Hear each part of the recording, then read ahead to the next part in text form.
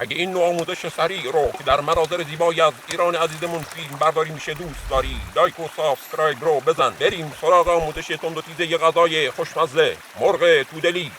مواد لازم رو در توضیحات ببینید. سبزی‌ها تره، جعفری و شنبلیله رو خرد کنید.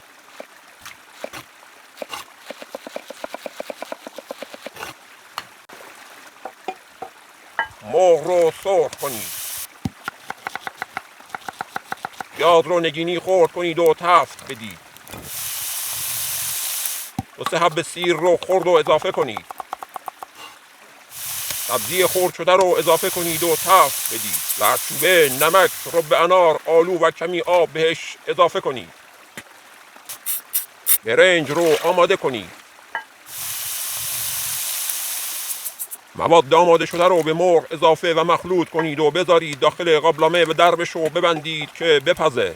برای درست کردن تهدیگ طلایی، برنج، زعفران، پودر سیر، روغن، تخم مرغ و ماست اضافه کنید و به هم بزنید و بذارید دم بکشه. این هم تهدیگ زعفرانی و مرغ تودلی. بخورید و از طعم دلچسبش لذت ببرید. لایک، کامنت و سابسکرایب یادتون نره. برای دیدن فیلم کامل لینک گوشه پایین رو بزنید.